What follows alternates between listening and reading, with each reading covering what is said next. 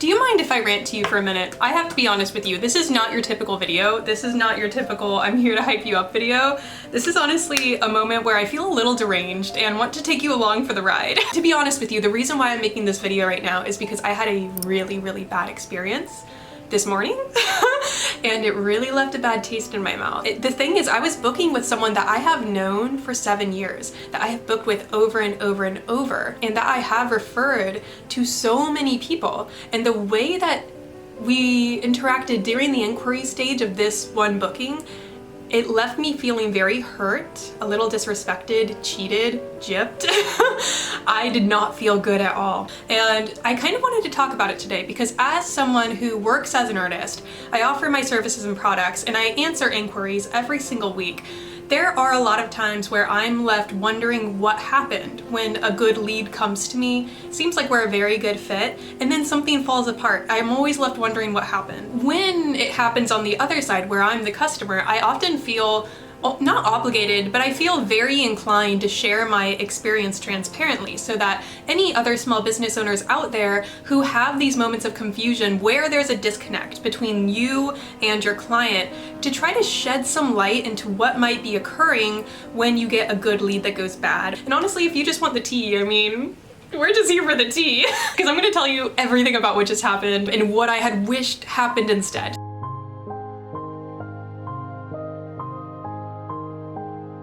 So first, let me just tell you the tea. Let me tell you how it all went down. So for those of you who have watched my channel before, you may know I'm engaged. Yes, I'm engaged. We love it.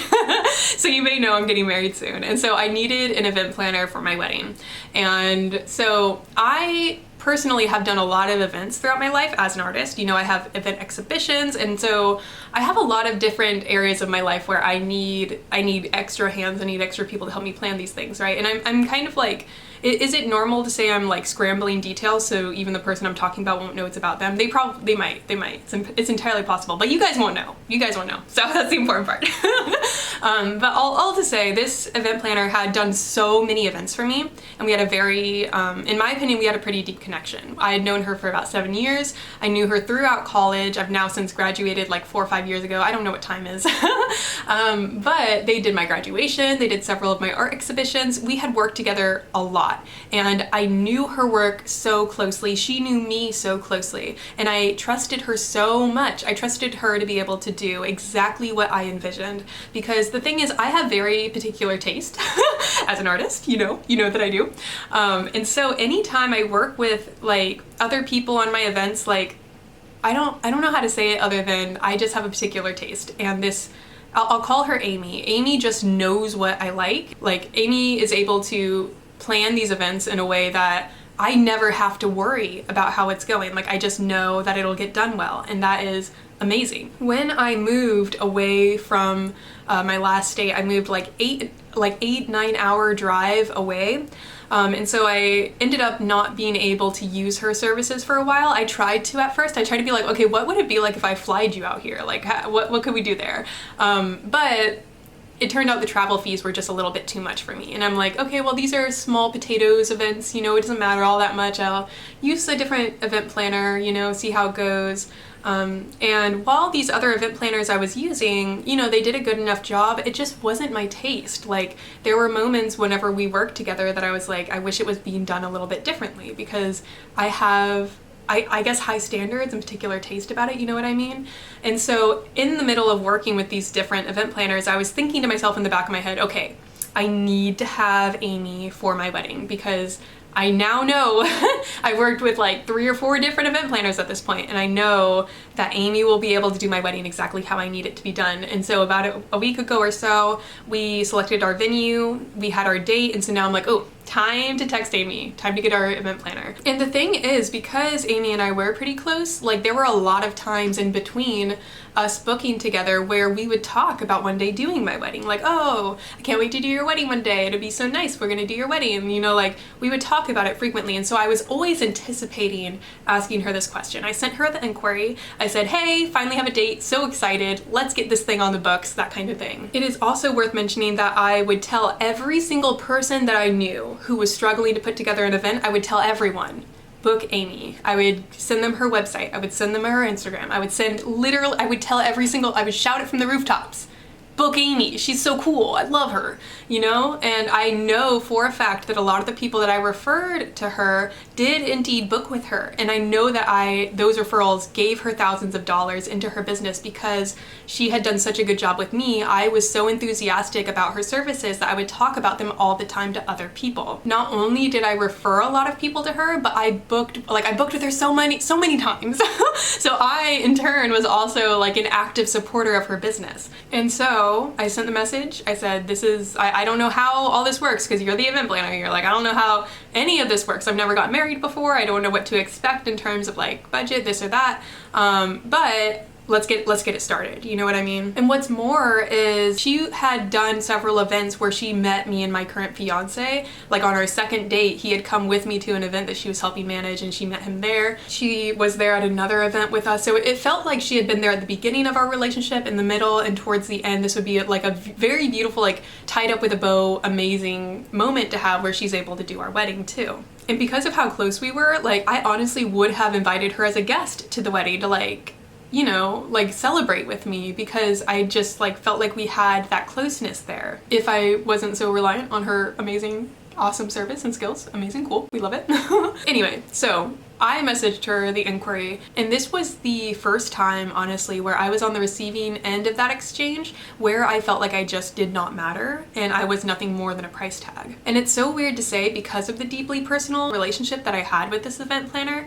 Like she's known me for years. This should not be how it goes, but it was. The first thing that happened is she asked like, what are you looking for? And I said, I don't know exactly what I'm looking for. What's common for you and your brides to do? Because I just don't know. And then she sent me like a graphic of her packages, and she sent me a receipt for the most expensive package that she offers, which was just shy of $6,000, like literally $5 less than $6,000. And I don't know if you can afford that. I don't, I can't. That's not me. That's not me. And that's the thing. Whenever you're talking to your client, you should not be pitching them packages unless you know their needs. You know what I mean? Like the thing that went wrong here, the most wrong, is that it demonstrated for me she didn't know me. And number one rule of business is know your customer, know your target audience, know who you're pitching to, right? Like why would you do that to me?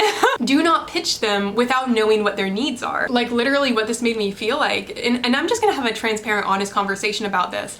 Like what it made me feel like is, hey, someone paid me $6,000. You should pay me $6,000 too. Like there was no value-driven conversation. There wasn't like what she can offer me in terms of service. It was just all like price tag and transaction. And despite, like, you might make an argument that I already know her service, so there's no need to pitch the service, but I wouldn't argue this is the case because I already made it clear I don't know anything about wedding bookings, and I don't know how wedding event planning differs from these like smaller events I'd done in the past. Like this was going to be a very complex project that I expected to pay more for. Definitely, I expected it to be a higher price ticket. I expected it to be a stretch for my budget. I just expected to feel like they cared more. I don't know, is that weird to say? Oh my gosh. You let me know in the comments how you feel, but I don't feel like sending a screenshot of your most expensive client is tasteful, personally. I think that if I were in the opposite position, which I am frequently, I pitch my pet portraits to people all day, every day. I always like to ask people what they're looking for specifically, and I always like to ask what their budget is as well. That way they can give me a range if possible. And as we're going to talk about a little bit later, a lot of times people don't like to give price ranges. They don't have the courage to, because putting yourself out there with a numerical value can feel a little bit vulnerable, can feel like you're admitting something about your current situation that, you know, a lot of people don't like to talk about. As someone who talks numbers all day with other people, it's something that I'm fairly comfortable to do. And so a little bit later, I do offer my numerical value for my budget, and she even pushes past that. So I told her my budget was $2,700 for this project, And she said, what about travel fees? Like, what would we add on there? What's your total full budget? Because the 2,700 was not enough. But if we can keep around 3,200, like even that, like, is difficult for me to think about. Given the other expenses for my wedding, like this would be a huge proportional price to pay to one person compared to the entirety of the rest of the things that I was paying. So it didn't feel like, you know, I know people spend $20,000 on their weddings. I get that, but I'm not. And so this just comes down to target audience people. And that's just sort of what it made me feel like. It made me feel like I was being pushed out of her market, that I felt like I was instrumental in helping build for her. Like, not that I'm taking all of the credit, but that I took her business as seriously as my own and genuinely promoted her at every chance that I got. And so when this happened to me, I just felt a little bit blindsided. It's perfectly understandable when, you know, I'm just not your ideal customer anymore. That's fine. But I feel like what I was offering her was more than fair. And as we'll talk about later, she did the same exact service for my best friend for way less. And that is where I feel the sharpest sting of betrayal. And I sincerely doubt that she meant it this way. I just did not feel included in the whole process, which involves the most important day of my life. Oh my gosh, like if you were charging premium prices for your services, like we've got to figure something else out than just sending the price over. That's not how this is gonna work. And let me give you another example of a time when I invested more than I expected to because they positioned and packaged their service in the tone of value, not price. Price is a very natural next step that happens in business after they've already developed the desire to have you, right? And you might, like, it's weird because I did have that desire to have her, but I had a very different price range in mind. I was thinking I was gonna pay between 1 and like 2, 3, you know, and so to send me literally more than double what I was expecting, that was just a sticker shock moment for me. And so it's really important to kind of understand where people are at and meet them where they're at. So anyway, this story where I bought an online course actually, and it was about $2,000, and I did not expect to want to buy that at all, if I'm being honest, like here on the internet. But my emotional experience with these two interactions, trying to book this event planner and trying to find an online course, education for myself, very similar experiences, right? Both are out of my budget. One I went with, one I didn't, because of how they made me feel value-wise. Oh my gosh, I can't believe I forgot to mention this, but for the course, they had other options that fit my initial budget. This course had like a $400 version that had almost the same things offered, but it had such cool things in the full version, the $2,000 version, that I ended up stretching my budget and pushing it farther than it was initially. So this is like actually like two opposite versions of this happening. One where her lowest possible package is way further than my budget, and she's already trying to push me to the highest possible package, or versus this course which had my budget already. They already proved that they could serve me where I was at, but then further demonstrated their value and their service to stretch my budget all the way up to that $2,000 I was not initially willing to spend. This is all about like how you can talk about your services, what they're gonna get when they work with you, not just what they're gonna spend on you. Like that's just how I felt in this whole experience. Anyway, tangent over. Like whenever people spend money, it should feel like giving, like they're happy about this exchange. And so sometimes whenever you are, especially if you are doing like very big ticket items, like it's one thing if it's $30, $40. It's another thing entirely when you're talking about thousands to someone who is not a rich girl. I ain't sitting here on piles of money now. So know your buyer. Come on guys, come on. You should know me. You should know me if you're pitching to me, you know? So even though I had 0 one-on-one interactions with the seller of this course, I had one email exchange with her, which was really nice. But she still made me feel like I mattered to her past what I could give her monetarily, because she was providing proof to me of the people who were satisfied with the service, not like proof that people spent the money, if that makes sense. Like the receipt thing is the thing that got me. Like I don't need proof that someone had already spent $6,000 on you, like I just don't got that. Like proof that someone else has already done it doesn't change my budget, you know what I mean? But proof that other people are enjoying this very deeply could help me get to the top end of my budget, if that makes sense. If I'm only willing to spend up to $3,000 or whatever for this service, hearing that other people are enjoying it so much gets me to the top of my budget, what I'm able to afford, but it will not push me past what I'm comfortable paying. I would be comfortable paying $1,500 to $2,000, you know what I mean? But to push me up to, the end quote of it was $3,500 that she wanted me to pay for this service. And like, queen, go get your bag, I love it, that's so cool. But you have to understand who you're talking to right now, because I am not the type of person who can drop that money and not feel it. Especially in this economy, like I never want to make people feel bad for charging their worth and everything, but you have to know who you're marketing towards, right? If you tell a millionaire that you're charging $3,500, that's awesome. And they're gonna be like, cool, I'm not gonna feel this whenever I write you the check. But if you tell myself, a lot of people that I know, that same price, like you're gonna get a different response. And so the major mistake here is not knowing the needs of the person who you're pitching to. And it felt like almost like they were trying to push me way past my budget somehow. Like it felt like, and I told Joseph about this, my fiance, I told him it felt like I was being excluded from her business, like that I had helped build her this business by investing so many times, by referring so many people, and now it just got to a point where she's like, well, my business is big enough without you. I don't need you as a client anymore. That's how it felt to me. And like, you can tell me how I'm feeling is wrong or not valid. You can try to come at me with defenses or say, oh, well, it's not like that, but the feeling is there, you know? And at the end of the day, as a service provider, you have to know that these feelings can exist for your customers. Sort of what this entire experience has really taught me, there have been times when I feel like maybe I wasn't the most nurturing in the inquiry stage, and now that's going to be a focus of mine going forward. I never want to make anyone feel the way that I feel right now, especially with this person that I had known for so many years and had worked with countless times. Because the thing is, for me, in my opinion, like putting yourself out there enough to say a numerical value for your budget can be very vulnerable. And there are times when I ask people what their budget is because I want to desperately meet them where they're at. You know what I mean? I don't want to give them sticker shock the way that I've experienced it. You know what I mean?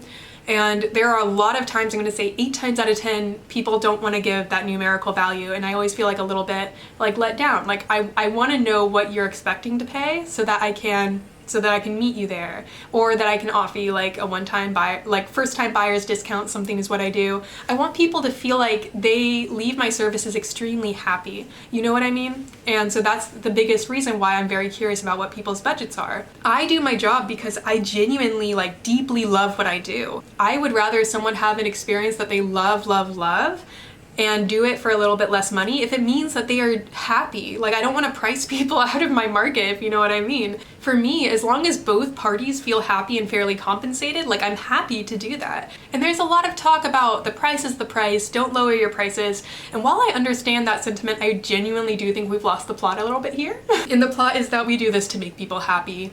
Period. I paint pet portraits every month of the year, and I do this because I know that our pets are with us for such a short time. And I love being able to collaborate with people in a way that brings to life a picture that you will cherish forever. Like that's why I do it. And yes, I have bills to pay, so I do indeed have to set something as a base rate, you know what I mean? But that doesn't mean that I'm not willing to work with people who come to me fully transparent and say, this is what I'm able to afford right now. Like I would still love to work with you as long as it's like, you know, reasonable. And in this case, I was still willing to pay her thousands of dollars. My request was more than reasonable. And it was still more over the average for my area what people pay for wedding planners. And it is such a gift, in my opinion, to have a customer or client who comes to you in honesty that way. Like I know that I've lost a few inquiries from clients who had ideas that I was very, very excited to work with. And they say, sorry, I can't swing it right now, kind of thing. And I genuinely feel like a little sad because as much as I put into my proposals, please talk to me if you have a certain budget. You know what I mean? Like I can't control whether or not the client has the confidence to ask for that negotiation. And call me crazy, but I genuinely do think it's a gift, like when people are willing to be transparent with you that way. And it's also a gift when you have a client who will refer you to so many people, and that's sort of what you're losing. And like you have to be able to discern like who is the person just trying to get the lowest ticket item and who is someone who is genuinely a good fit as a client, but who has a budget that's a little bit lower than what I was expecting. You know, there's a difference between the two, between someone who is just the cheapskate and someone who genuinely just needs a little flexibility. So learning to discern between good client needs flexibility or bad client doesn't have budget, like you should be able to discern which is the fit for you. And she said that like, oh, I'll advertise like gigs in the same area, try to get a little bit of that back. I know that she would advertise her gigs as travel fees waived because I would essentially be paying the travel fees for her to be there. And yeah, I don't know. I thought that it was a different relationship than it was, clearly. At the end of the day, I am just a girl who got priced out of a service that she really wanted to afford. That's sort of the position we're at right now. And it just made me feel like your business has grown big enough that you don't need me anymore. And that's the moment where I was just like, dang, you really did that to me. I felt a little betrayed. And overall, I'm just feeling hurt that I'm unable to afford the services of someone that I thought was pretty close to me and whom I had referred lots of people to and had already invested a lot of money into times in the past, but it's neither here nor there. And like, I think that this is an important piece of the journey to make visible as a customer, because I have been on the other end of not knowing why customers chose not to go with me. How it goes right now is I have another planner that I want to test out services with and interview a little bit and kind of see how it goes. But at this point, because of just how I feel like personally insulted by this certain person, like money's no longer the object. It doesn't have to do with that. Like it just has to feel, you just feel gypped at some point, you know what I mean? And like I said, maybe this is just a case of I'm no longer her target audience. I'm no longer her ideal customer or client. If she's not willing to provide the service for what I'm able to budget, and that just makes me not a fit for her anymore as a customer, like that sucks. I never want to do that to my customers personally. This has just kind of taught me I always want to make sure that, especially for those people that helped build this for me in the first place, I want to make sure there's always a place for them in my services and my products. I want to make sure that even if one day my paintings sell for $10,000, if one of my collectors today, like Jody, Kim, Andrea, Andra, like come in and they're like, hey, I remember when I used to buy paintings from you for $95, $150. Like, I'd be like, here's a page from my sketchbook. You know, like I would find a way to include them. I wonder if this is a larger symptom of connection being lost nowadays in our culture. Like, how we no longer really help each other out as often. I don't know, I just see a trend of like having to pay all the time for services that maybe 50, 60 years ago we used to do for free for each other, like pick each other up from the airport. Now you're just like, oh, go get an Uber. I just feel like there's like, I don't know, am I crazy to say there's less connection? I could be crazy. It's entirely possible. There's lots of crazy things up in here. But I think it's an interesting conversation to have, and I'm really curious to hear about your perspective, if you agree or disagree in the comments. I know that I, as a business owner, am always seeking this kind of advice, particularly when it comes to client work, because I have had clients before that I was very excited to work with fall through and say like, oh, I can't swing it right now, or just ghost me. And prior, they were very energetic and excited to work with me. So it always made me wonder, like, what happened there? And so as this happened to me today, I was just like, dang, did I do something like this? Like, did something like this happen? And so it's really made me take a second look at my own customer service and make sure that going forward, I want to make every single person I work with feel like a king and a queen. I want to make sure that I meet people where they're at so that no one feels the way that I feel right now having worked with this person, because the truth is, even if I do text her and say, hey, I can't swing that, like I can only do this much, and she says, oh yeah, I'll meet you there, I feel like the damage is already done. Like the trust is already broken there. Even if she were to say, okay, I'll waive all the travel fees. Money is a byproduct of trust. I think that people forget that. People don't spend money on you unless they trust you, and nothing breaks trust faster than just raising the dollar signs without proper explanation or not understanding the person in front of you that you're talking to. Because I don't know, I don't know. I have a hard time believing anyone can look at me and think that I can afford $5,000, $6,000 for one small piece of my wedding. Like, as much as I would love to be Jeff Bezos with all the money rolling around on the ground, like that just ain't me.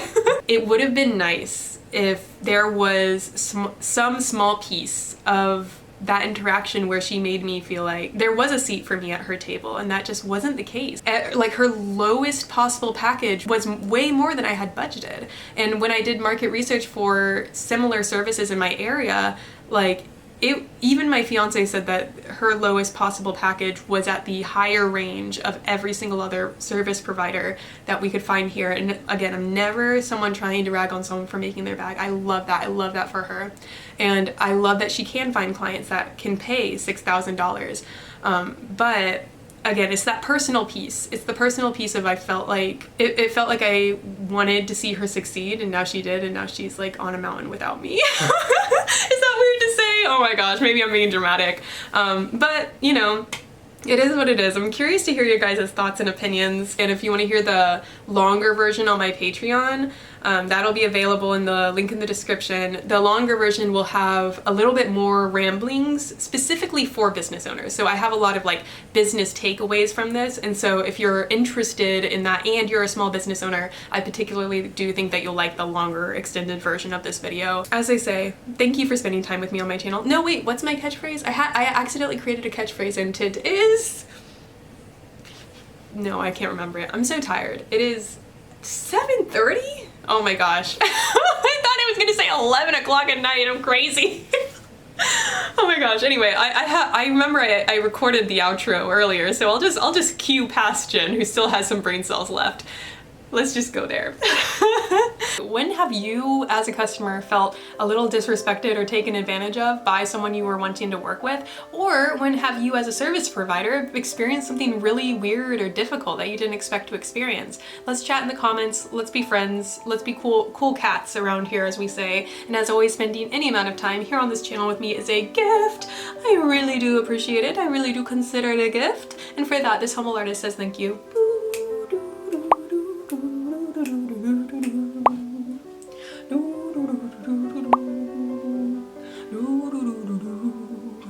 So shop link if you so desire, if you want some cute little small joys artwork, or I have my free newsletter, so if you want to receive little emails from me in your inbox, do it. I'll see you next time.